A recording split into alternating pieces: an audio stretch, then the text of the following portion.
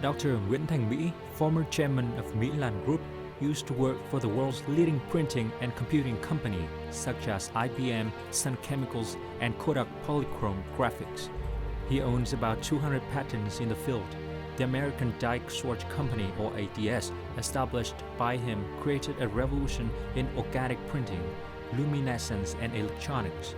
With scientific patents recognized in different countries around the world, especially the invention of publishing technology, in which digital data from a computer is directly written to the print without going through the intermediary, which is the film process. This is a new printing technology that is widely used in the world, and with the inventor being Vietnamese, it has put Vietnam on the world map of high-tech brands. After many years living and working for big multinational corporations in the US and Canada, Dr. Nguyễn Thanh Mỹ in 2004 decided to return to Trà Vinh, his hometown where he was raised and born. Dr. Nguyễn Thanh Mỹ owns more than 200 patents in optoelectronics, and our Talk Vietnam today, we're very honored to have him here to share his story. Hello, Dr. Nguyễn Thanh Mỹ, and thank you very much for joining our Talk Vietnam today.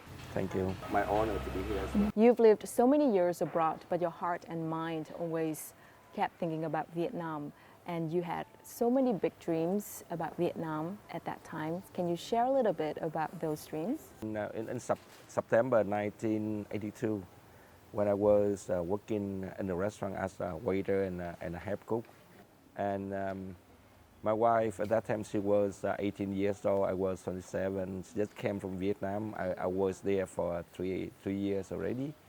She came in and worked. So one day, close to Christmas, after she finished setting up table in the front, and she came back to the kitchen, and she asked me, "Hey, and me, what's your dream of the future?" I was cutting beef, and then I turned to her and answered, I said, "One day, I'll come back to my hometown, my home village, to build industry, provide job for people in my village, to have a better life." And then my wife asked me, "You know you are a waiter?" I said, "Of course, but you asked for my dream. That is my dream." You started your job as a waiter in Canada. So what motivated you to move from being a waiter to achieve what you've had today? Why did you have that specific image in mind that you would build factories? Because I came from a broken family. My father left our family when I was 7 years old. And I live in Thanh Mỹ village, a Tết offensive, Mậu Thân, right? Tết Mậu Thân, right? Came and my house in the village were burned, and then my mom took 5 of us to Trà Vinh city, lived there, and we was like homeless for some time. And every day at 4 o'clock, I saw bread on the street, you know. Would carry a bag of bread and walk around, said, "Mì đây, mì nóng giòn đây." Yeah, tried to make a living when I was very young, and always entrepreneurship in my head. So what do you think about your connection to the root, to your homeland? You know, you've lived a life traveling to so many different places, doing so many things. Now looking back, what do you think about your connection to Vietnam? Well, I'm Vietnamese. I'm proud to be Vietnamese. I'm back to my root. I'm happy to be back and to contribute. When you first came back, when your plane got landed, what came through your mind? Tears from my eyes. The captain said, "Okay, we sent to Tân Sơn Nhất Airport." And I looked down the window. It's dark, nothing, and tear come down, and yeah. When did you know that, okay, this is the place that I need to be, and I'm in the right place, I'm on the right track? When did you know that? When I left Trà Vinh, you know, you see a lot of rice paddy field everywhere, and then when I came back, it's so crowded, you know. Yeah. But of course, I understand the Vietnamese, and it's my dream to come back. So they took me to see the industrial park. Actually, it's a rice paddy field and nothing. So okay, this is industrial park, and you can invest here. Okay, Okay. Travin province at that time is the third poorest province of Vietnam. Yeah, and the poorest in the Mekong. So this was a very poor place. My dream is to come back to my village, to provide job and to help the people in my village, my hometown, to have a better life. But what opportunities did you see in that poor place? You know, it's because the poorer the place, the more opportunity you get, because they don't have anything. You know, they have nothing. So people ask me, where is the best place to invest? I said Travin. So I mean you know we always heard people say, okay, difficulties, opportunities. So Travin is the poorest place in the Mekong and gave us a lot of opportunities there. And before we listen more to Dr. Nguyễn Thanh Mỹ story, let's learn more about him and his love for Chavin, his hometown, in the following clip. Tôi tên là Nguyễn Thanh Mỹ. Chavin là quê tôi, nơi tôi được sinh ra và lớn lên. Giống như cá hồi đó thì đi đâu thì đi, cuối cùng thì về lại quê mình rồi chết ở đó. Thì đó là cái chung của tất cả những người Việt Nam ở nước ngoài.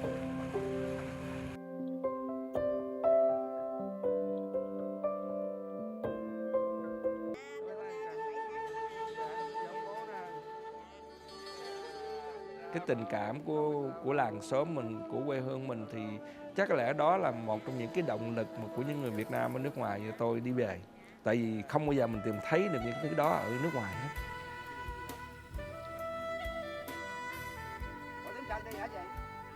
Riêng tôi thì sống từ một cái làng, cái quê rất là nhỏ ở đồng bằng sông Cửu Long này, thì cái tình làng nghĩa xóm thì nó to lớn lắm ở trong khi mình đi.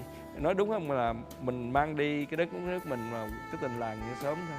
Thì khi mình trở về thì chắc có lẽ đó là cái mà mình về để mình tìm.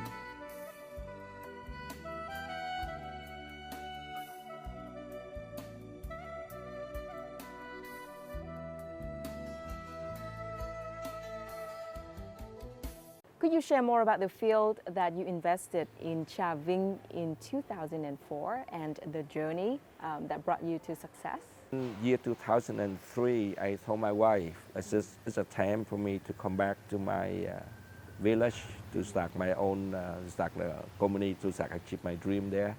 Now we start digging ceremony on the 23rd of June 2004, and building the Milan Chemicals is now became Milan Group. Well, the company is growing. We supply to Kodak Polychrome Graphics. They were the biggest and the first customer for our companies. And I also had a very good relationship with with them, because I was ex-employees, and so I was an inventor for the technology. You have achieved many successes abroad, but as we all know, nothing great comes easy, and you must have gone through so many challenges and overcome so many hardships. Can you share with us when was the most difficult time for you living and working abroad? After marrying my wife, I go to school at 8 o'clock till 1 o'clock, and directly went to a restaurant and work, and I got home around 2 o'clock in the morning. Wow. It's every day is like that. Yeah. So when I went to school, my friend has the same first name as me. So they call me Mỹ mắt đỏ. It means American with the red eyes, because I did not have enough sleep, so my eyes always red. And so I work hard because I have to support my own family. My wife at that time pregnant, my first and my eldest son Brian. And I have to send money home to help my mom and my sibling here in Vietnam. So worked so hard. But I finished my Bachelor of Chemistry in 1986 and my Master also in Chemistry in 1988. And then I finished my PhD in 1990. And then I got a job to work at the Associate Researcher at the National Research of Canada. as where I did my PhD for 2 years, and then I got a job at IBM Almaden Research Center in San Jose, California. So I moved there. We moved to San Jose and worked there. 2 years later, I moved to another company because I got a first technical manager to work at Polychrome. It became Kodak Polychrome Graphics to work on offset printing plates. And then July 1997, I resigned from the job. I quit, went back to Canada to start my company called American Diceworks on the 31st of August 1997. The company is still there. Still operated by my employees, most of them Canadians. I just visit my first company 2 months ago. You are a scientist and also an inventor with more than 200 patents in optoelectronics, chemical materials. Can you share more about your passion of creating things and your love for science and technology? Well, usually it's you look around you, you see what the society needs. You see something wrong, you do right what's wrong, and then you do better what's good. You make something that people don't have or dream to have. So that's how creativity come in, and then apply science and technology in. Look around and then you see, okay, there's the product is not good enough. You make a better one. So among those 200 patents, which are you most proud of, or All of them. all of them? All of them. Or which are your favorite? The favorite one, the one make a lot of money, Of course, I mean, patents on the first 2 patents on near-infrared polymeric dyes. So we license technology to different companies in the world, to company in China, in Taiwan, in Korea, in Spain, in Brazil, in the U.S. So make a lot of money in the last 20 years, So of course, that's the most favorites. But there are many of them is coming, so useful. So how do your American or Canadian colleagues react when they know that, okay, the man who invented all of these came from Vietnam? The Vietnamese people are very, very intelligent. If you know how intelligent the Vietnamese are, you look at me, you know that, So, of course, when we are in Canada, in the U.S., you have to prove yourself. You have to, especially you are colored people, So you, and especially when I was in Canada or in U.S., I did not speak English well. Even today, I don't speak English well, And so you have to work harder. You have to work harder. But because we have a gene, the Vietnamese very intelligent, very good in math, very good in science and technology. So we look at things, and the Vietnamese lack of the analytical mindset. And when I was in Canada, I went to school there, so I learned how to do it. And we have a very good synthesized mindset, lack of analytical mindset. So I went in Canada and I got both. I got everything, So that's why I look at things very simple. I look at what people need, and that's how we come up with the invention, With your success abroad, you have kind of established a platform for you to start your business here in Vietnam. So how effective is that platform helping you to do business here in Vietnam? We learned so much in North America and back to Vietnam, and we are developing countries, always have a lot of room for us to play, and also have a lot of knowledge to apply, and and especially the Vietnamese people are very hardworking people. They don't have a good environment or civilized environment to work, and I create a civilized environment, and we make very good products, and we export. We export like over 90%. Yeah, the local market is not big for us. Which are the major markets, export markets for you, for your company? European market, China, India, and so like Korea. As a very passion-driven and strong-willed person, after his retirement at the age of 60, Dr. Nguyễn Thanh Mỹ opened his new business and he is living his motto, "It's never late to start a business." At the end of 2015, Dr. Nguyễn Thanh Mỹ decided to retire and returned to Long Chi Island, an isolated land, to open a startup, the third one in his career. Ryan & Company was established, specializing in applying high technology to the production, processing, and distributions of agriculture products. Dr. Mỹ turned 60 when he opened the startup. His target is not only to help Vietnamese farmers cope with climate change, but also seek opportunities of the agricultural sector in the 4.0 technology revolution. The company used technologies to increase agriculture value chain in all fields, from production, processing, distributions, and consumption. The investment in the invention of smart fertilizer is about $5 million to produce 20,000 tons of products for the market. Investment in cloud computing costs about $4 million. So you retired in 2016? 2015. 31st 2015. of December 2015. Yeah, I was legally 60 years, so I have to retire. And then you decided to open a new business in smart agriculture. Why did you do that? Well, after a couple of weeks doing nothing, I realized that I'm still young to do nothing. And especially at that time, it's a dry season, 2015, 15 and 16, the dry season, historic dry season, and you see the seawater intrusion for 6 months in and traveling. I live in an island, small when we did not have water. Believe it or not, I live in the middle of Mekong Delta, Cochin River. I did not have water to water my plants. And you know, we have at Milan Group, there are many engineers, very intelligent. So I pick a couple one and call them to do startup with me. And within 3 weeks, up and running. So very intelligent, very good, yeah. So how many engineers are working with you now? For the startup, Ryan startup, we have 183. And 183, 160 engineers. Yeah, in the IT, automation, electronics, you know, artificial intelligence. And are they all Vietnamese or? All Vietnamese, all Mekong Delta people, you know. So they are and very young. The average is about 25 years old.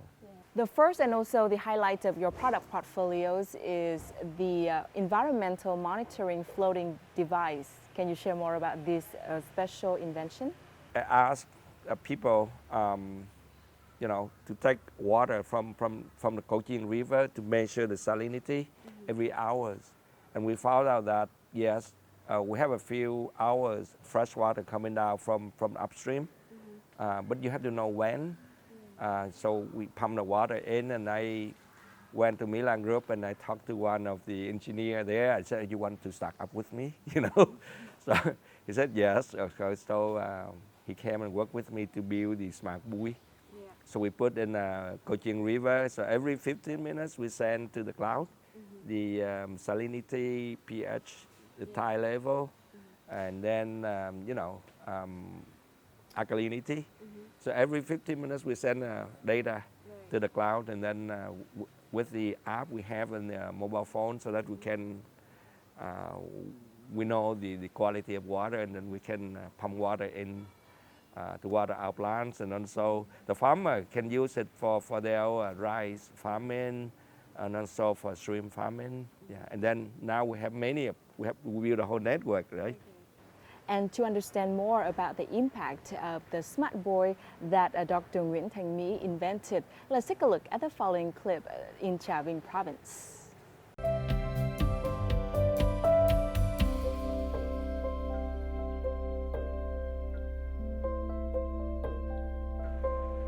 Mỗi 1 giờ nếu mình lấy mẫu mình đo thì mình có thể theo dõi biết lúc nào mặn, lúc nào ngọt. Thì nếu vậy thì mình sẽ làm cái phao quan trắc, cần gắn một số những cái cảm ứng. Độ mặn là chắc rồi nè, rồi pH nè, độ đục nè. Cứ mỗi 15 phút vậy đó thì những cái cảm ứng nó sẽ gửi thông tin lên trên internet, rồi mình có thể dùng cái điện thoại di động mà mình truy cập nó. Làm được không Mỹ? Dạ được chú. Chú kết hợp luôn cái thủy triều không, con làm luôn. Làm luôn, mình nên làm cái đo cái mực nước luôn chứ. That was how the smart boy to measure the salinity and level of tide created from the idea of Dr. Nguyễn Thanh Mỹ, a person born in the Mekong Delta region, and his local engineers. Chú Mỹ về sẽ họp các cái nhân viên của những bộ phận có liên quan để chú trình bày những cái ý tưởng mà chú muốn thực hiện. Tại sao mà công ty mình sẽ phải làm những cái sản phẩm như thế này. Mình làm như vậy thì mình sẽ giúp ích được cái gì cho cộng đồng. Mà trong quá trình làm thì bắt đầu rất là nhiều cái ý tưởng phát sinh ra. Thí dụ như mình có pha quan trắc rồi, mình biết được chất lượng nước rồi thì làm sao đó để mình có thể lấy nước vô một cách tự động hơn, hiệu quả hơn, nhanh chóng hơn. Bắt đầu sẽ sinh ra những cái ý tưởng là làm hệ thống điều khiển bơm rồi tương tác với dữ liệu độ mặn. Thì cuối cùng là mình cũng đã hoàn chỉnh một cái mô hình gọi là những cái dự án về Mekong, quan trắc, lấy nước tự động, giám sát. Currently in Trà Vinh, there are 20 locations equipped with smart buoys, including Hòa Minh Island, where people cultivate 2 seasons of stream and rise. People used to rely solely on their experience or using their tongue to taste water to set the salinity level for stream farming.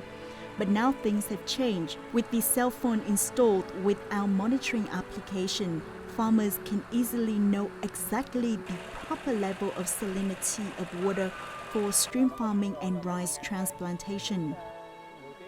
Mà nước bùn tháng 1 này là mình coi cái quan trắc môi trường nước này coi là độ mặn bao nhiêu, có thể bà con mình lấy nước được hay không. Bữa nay là tại vì thời tiết nó hay thay đổi, độ mặn nó chỉ còn có 2/1000 thôi. Vậy là nước này độ mặn nó quá thấp. Applying 4.0 technology in agriculture to overcome and reduce the impact of climate change on agricultural production activities is Dr. Nguyễn Thanh Mỹ first goal when starting a business in this field. With nearly 20 stations installed with smart buoys, farmers have gained complete control on the amount of fresh water that can be used appropriately for rice cultivation and aquaculture.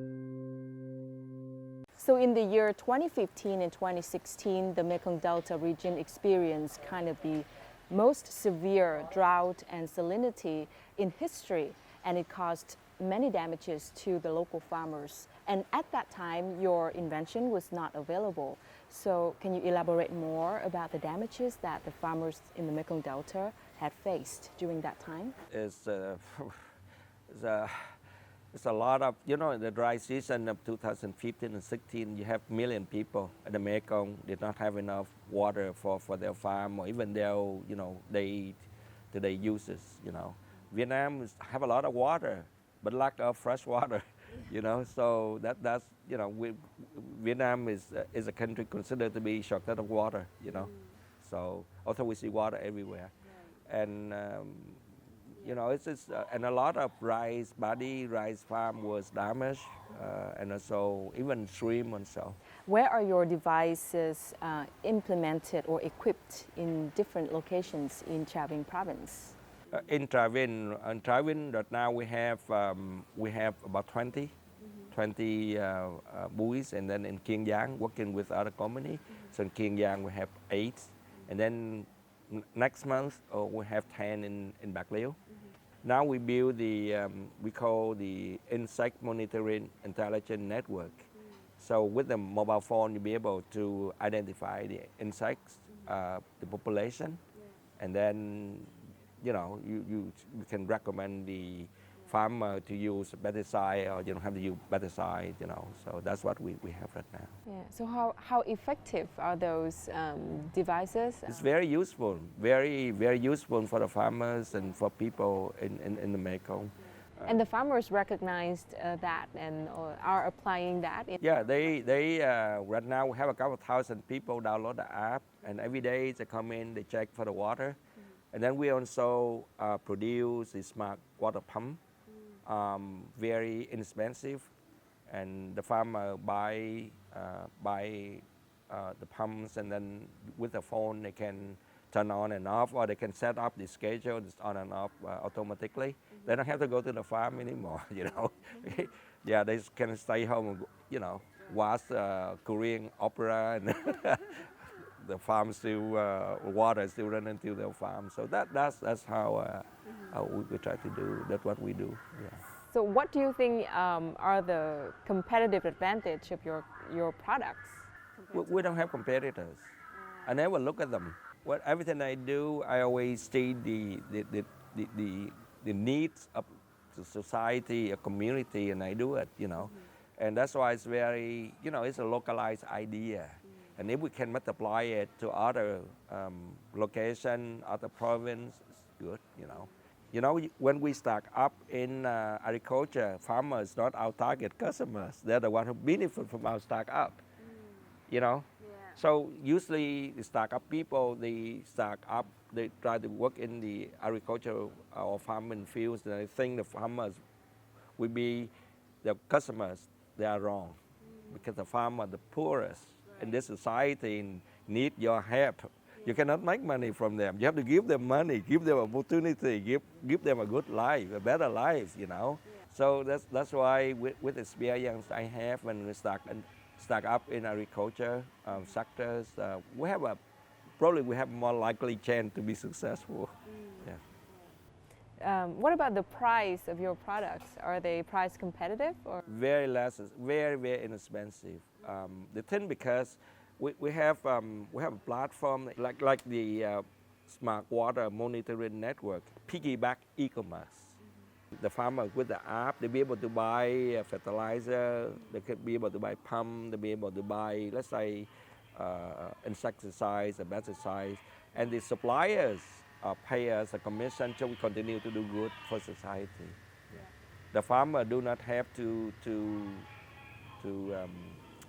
pay for anything. So they you know, using our devices or our app. So how has technology helped farmers kind of free themselves from all of the labor-intensive activities? Actually, I always said farmer is a distant species. Right now, we don't have, we are shortage of farm workers. The people in my village, now they prefer to work in the companies, in the industry, than working in the farm. The only old people still work in the farm, they are older and fewer, you know. And because of that, so we must come up with technology, you know, to be able to continue do farming, continue to have, you know, food security for the country. Especially have to be safe food, yeah.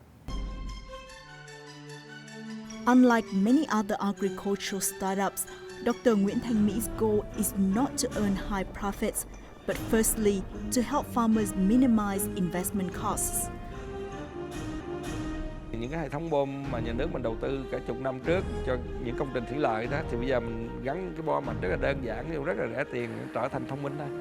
Thì do đó mà cái chi phí đầu tư ban đầu nó không có nhiều.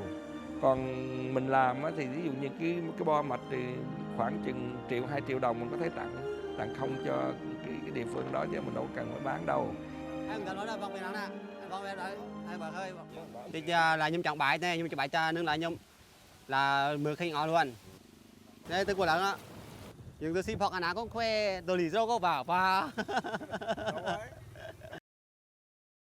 Turning a normal pumping system into a smart one is the ways Dr. Nguyễn Thanh Mỹ and his young colleagues are working in Trà Vinh. Within just 3 years, Dr. Mỹ and his young engineers have launched a series of smart devices that have connect things and bring technology closer to agricultural production in the Mekong Delta. Along with smart fertilizer that helps reduce greenhouse gas emissions and the chain of agricultural production that links many businesses together, Dr. Mỹ wishes to free farmers from labor-intensive activities, increase productivity, and move production towards a clean process. Cái đời sống ngày xưa thì bà con nông dân cực lắm. Tại vì quần quật với ruộng đồng mà làm thì nhiều. Nhưng mà cái năng suất thì nó thấp. Nếu mà so với cái thời điểm mà trước đây mình làm nông nghiệp thì bây giờ thì quá sung sướng rồi. Máy này nó cấy mà vừa bón phân công binh á, bón một lần mà xài hết cái vụ thì rất là tốt, tuyệt vời. ha. So you gave presentation of your products and your inventions to different stakeholders, including scientists, entrepreneurs, and businessmen. How did they react to your presentation and introduction of new technologies? You know, some people believe in it, some people disbelieve in it, some people, people doubt. But, that's how people react to the new technology. So that's how you try to work. We see the needs of our community, about society, about country, so we do it. I mean, we keep improving, and especially the young engineer in our community, when they do things, when they come up with the new ideas, come up with a good device, and they know the device, the idea that they have to serve the community, they continue to do, and they're happy to do it, and they take pride for the work that they have been doing. So that's the good at it. Yeah. How did you build up your corporate culture? How did you build up an environment where all of your staff and employees know that sustainability is a very important factor? I recognize the Vietnamese very intelligent people, but they lack of the environment for them to create, to invent, to be better. So what I did, I built the civilized environment. I always said to my people, if I cannot take off you to Canada, I'll bring Canada here. So I built everything is Canadian standards. No matter how great your idea, how good your idea, but you don't have people to do it, nothing will come. So the best thing in Vietnam is you invest in people, and lucky for us, we are Vietnamese, we are so intelligent. We have a gene, a scientific gene in our mind, so just invest in people. And the Vietnamese people have a very good working ethic, we hard-working people, and we dedicate, so the thing is, we don't have a civilized environment for people to roll, to be better. So that's what I have been doing. I mean, building a civilized environment. I bring Canadian standard back to my hometown for the people to have a better life. Yeah. And so in the company, like at 10 o'clock, 3 o'clock, everybody have to stand up to do a night exercise to prevent the cervical problem. We call office disease, and that self-discipline. That's how you do. And then we have a beautiful cafeteria, and people are not allowed to eat, to sit together more than one time a week. So they have to mix. They have to interact with different people. They have to eat with different people. So and like that, and we build the civilized society there, better. And the Vietnamese is very, very intelligent, and you can see creativity in the company. We have a lot of invention, a lot of very good products. We export to many countries, and so it's very good. Yeah. Let's join us to experience the working environment of the engineers who are working for Dr. Nguyễn Thanh Mỹ and see how they are creating new products. Located in Long Chi Island, modern factory with advanced production technology, innovative, stimulating workspace for young engineers. A series of inventions have been born from the working area right in the heart of Long Chi Island. Many people call you the scientist of Vietnamese farmers. So how do you feel about this nickname? Well, I went to Philippines early this year and to attend the Smart Farming Conference, and people introduced me as a farm signer, a farmer, scientist, entrepreneur. They call me a farm signer, 3 in 1. Yeah, I'm it's the entrepreneur. When I was young, selling ice cream on the street, went to school in Canada, became a scientist, working at IBM at Kodak, and now I am a farmer. So I try to apply what my experience, my knowledge that I learned from North America, and to have farmers here to have a better life, you know. So yeah, I'm a farm scientist. Me. Yeah. I'm That's a happy. very I'm happy. interesting I'm happy. So people concept. call me that. Yes. So when you first returned to Vietnam in the year 2004, probably not so many Vietnamese overseas also decided to go back to Vietnam and contribute to the homeland. But now things have changed, and we've seen a lot of young Vietnamese overseas returning to Vietnam and starting their business here. So what do you think about the role of Vietnamese overseas who have kind of the international experience and knowledge in contributing to the development of Vietnam nowadays? Well, it's very good. As I said, I came back here before the Decree 36 of the Communist Party to recognize the Vietnamese living abroad as a part of Vietnam. And now, yes, it's after Decree 36, they recognize. And more the Vietnamese recognize, Vietnamese living abroad recognize opportunities here of our country.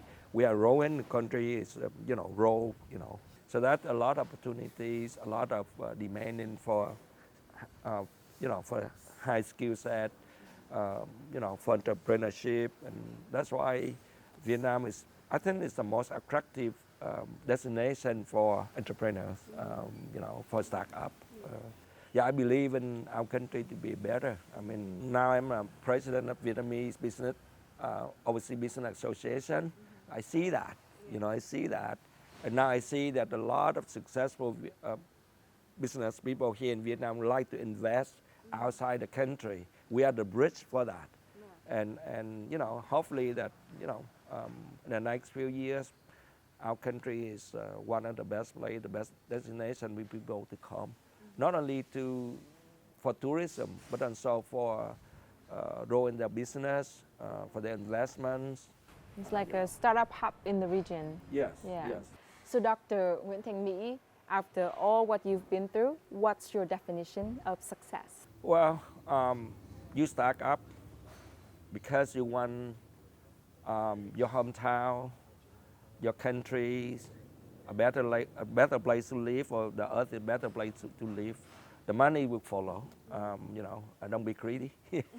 Because when you die, you don't bring anything with you. Whatever, you leave behind, people will remember you. We give you credit, you are a good guy. You do it because for the people around you to have a better life. That's it. Is there anything else you want to share to our audience out there? Well, Vietnam is a growing country. The Vietnamese is very intelligent. A lot of opportunities here. Come and achieve your dream like me, So and you will have a very, very meaningful life. You will not regret when you die. So that's my advice. Well, once again, thank you very much, Dr. Nguyễn Thanh Mỹ, for joining our Talk Vietnam today. Thank you for your inspiring and beautiful stories, and we've learned a lot. Thank you very much. Thank you. We would like to end this edition of Talk Vietnam by quoting Dr. Nguyễn Thanh Mỹ saying, "For me, success does not mean having a lot of money, houses, or cars. Success is changes you bring to the benefit your community and the society you are living in. This is a very important thing to do in one's lifetime, and this is specifically true to people who are engineers and scientists." And thanks to Dr. Nguyễn Thanh Mỹ sharing, I've learned a lot today, and I hope you also feel the same. Thank you very much for watching, and see you next time.